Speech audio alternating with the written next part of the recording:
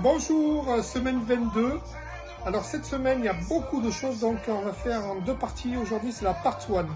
Alors les nouveautés, alors c'est un Deftones qui était sorti en 2011 pour le Discard Day et il a été réédité donc 10 ans après. Voilà, c'était très rare.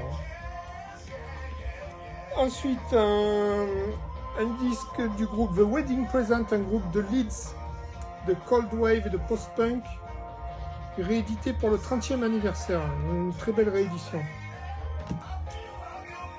Le nouvel album des vétérans américains du hard rock qui s'appelle Cheap Trick.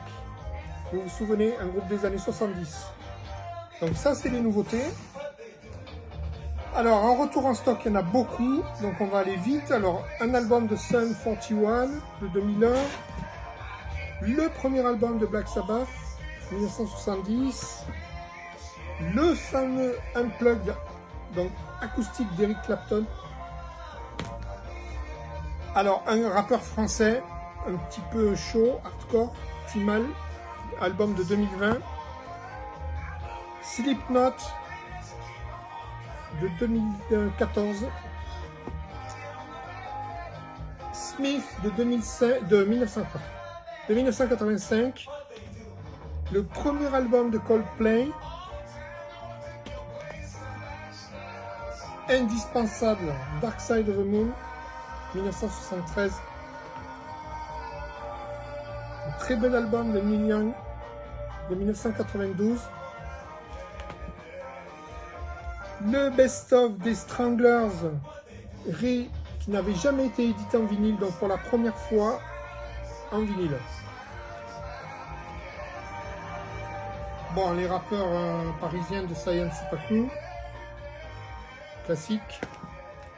Deux albums de Renaud qui n'avaient pas été édités en vinyle jusque-là. Rouge Sang et Renaud chante Brassens.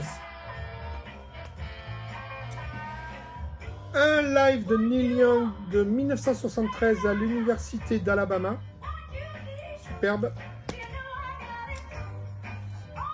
Un album de Neil Young, son 39e album.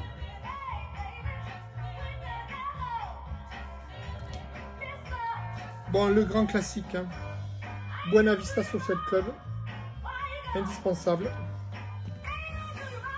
La reine française du R&B, Aya Nakamura. Et un live de 1995 du fameux Ronnie James Dio. Et là, c'est l'édition complète du concert en triple vinyle. Merci. Et on va faire une deuxième vidéo demain. Merci. À demain.